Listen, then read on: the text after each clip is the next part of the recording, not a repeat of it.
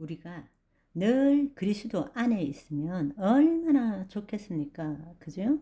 그렇지만 늘 우리는 잡혀 나옵니다. 잡혀 나오지만 그 문제들, 그 상황을 통해서 다시 그리스도 안에 들어가 그때마다 기적을 체험하는 것입니다. 그 문제를 문제로 보고 회피하려고 자기 방식대로 어떻게 하든 해결해 보려고 그렇게 하지 말라는 것입니다. 바로 그렇게 하는 것이 교만입니다. 교만.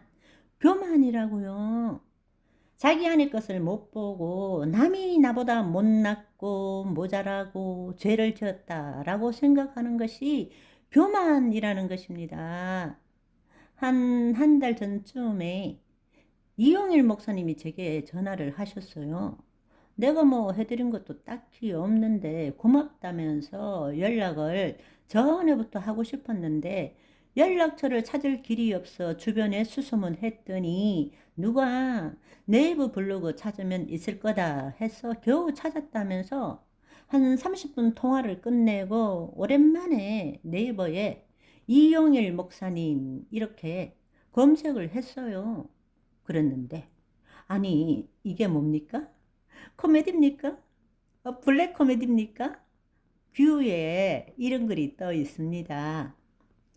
이용일 목사님 설교 안 들어봐서 어떤 분들인지 모르지만 이분들 이런 유튜브에서 자신들의 이름 언급된 거 아시면 불쾌하시겠니? 이거 누구 글입니까?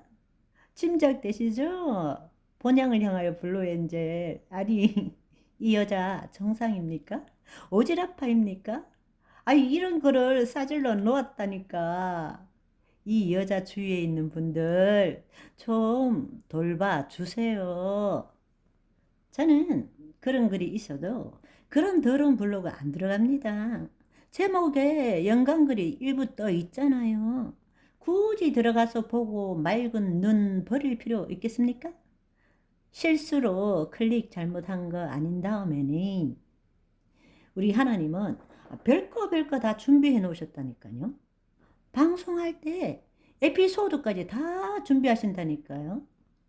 블루엔젤이 태어난 이유가 희숙이 방송할 때 밋밋하지 말라고 양념치라고 하나님의 딸 박희숙이를 위해서 태어났잖아요. 다 준비되어 있다니까 방송 소재에. 하도 박희숙 과거가 어쩌고 하니까 과거를 돌리다 보니 새록새록 생각나는 것도 여러 편 방송 나갔죠. 그리고 유튜브 쇼트 영상을 덕분에 올리게 됐잖아요. 쇼트 영상이 뭔지 제가 어떻게 알았겠어요? 그리고 심심할 때 장난감도 되고 아주 좋아요. 참 잘해서요. 도장 끝. 거짓자에 대해 이야기할 때 가장 들기 쉬운 예화, 인물. 자, 다시 본론으로 돌아갈까요? 늘 남을 자기 눈 아래로 여기는 사람의 특징이 하나님께 가지 않고 자기 방식으로 행하려고 하는 것이 그것이 하나님에 대한 교만인 것입니다. 교만. 교만은 패망의 선봉인 거 모두 아시죠? 그 교만이 판단으로 나타나는 거란 말입니다. 그러니까 이제는 여러분이 깨어 있다라는 것은 얼마든지 우리가 이 거짓 자아에 속아서 살 수 있지만 문제를 회피하거나 덮는 것이 아니라 그 문제를 직면함으로써 그 문제를 직면할 때 고통이 있고 아픔이 있지만 바로 그것을 예수님이 이미 우리 죄를 다 사해 주셨기 때문에 그 고통을 직면하고 그것을 예수님께 드릴 때에 우리는 그리스도 안으로 들어간다라는 사실을 깨닫는 것입니다. 아멘. 그 훈련을 해 나가는 것입니다. 마귀는 우는 사자처럼 돌아다니면서 우리의 마음을 깨어내려고 우리가 다시 거짓 자아가 주인 되어서 우리가 스스로 죽도록 만드는 거란 말입니다. 그걸 위해서 질병으로 관계로, 재정으로 계속 우리를 삼키려 돌아다니는 거예요. 사실은 알고 보면 상황, 처지는 다 다르지만 안에 있는 메커니즘, 그 거짓자의 역동성은 똑같은 거란 말입니다. 자기를 부인하고 자기 십자가를 지는 것이 바로 기적을 일으키는 핵심이라는 이야기입니다. 자기 안에 분이 나고 화가 나고 상대방이 이렇게 할 때 내 안에서 올라오는 안 좋은 감정, 그것이 바로 내 안에 죄 때문에 그렇다라는 것을 알고 그것에 부딪히는 것이 아니라 그리스도 안으로 들어가는 거예요. 그리고 그것을 용서할 때 어떤 일이 일어나느냐, 그 사람을 용서함으로 인해 가지고 내 마음에 있는 죄들을 우리가 회개할 수 있다라는 것입니다. 그 사람을 용서 못한다라는 것은 내가 거짓자 안에 있다라는 것입니다. 그러나 그 사람을 용서한다, 그 말은 내가 저 사람은 죄 지은 것이 없다 한다, 이 뜻이 아니라 그것이 내 죄 때문에 보이는 거라는 것을 알고 그리스도 안에 들어가는 것이 그 사람을 용서하는 거란 말입니다.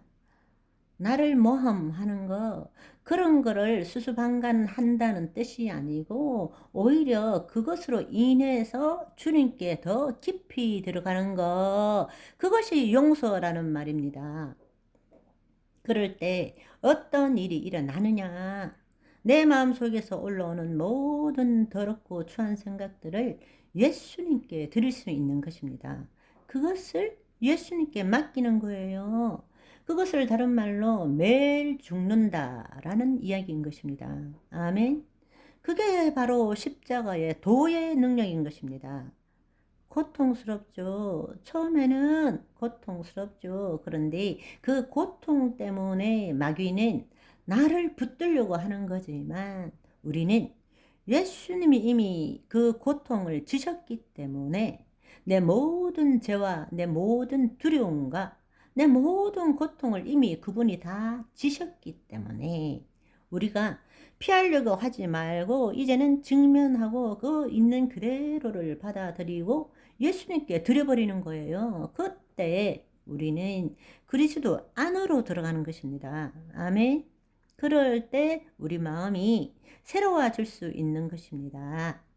우리 마음이 새로워지는 만큼 하나님의 생명이 우리 마음을 통해서 나타나기 시작하는 것입니다. 그 생명은 우리한테만 나타나는 것이 아니라 그 생명은 흘러갑니다.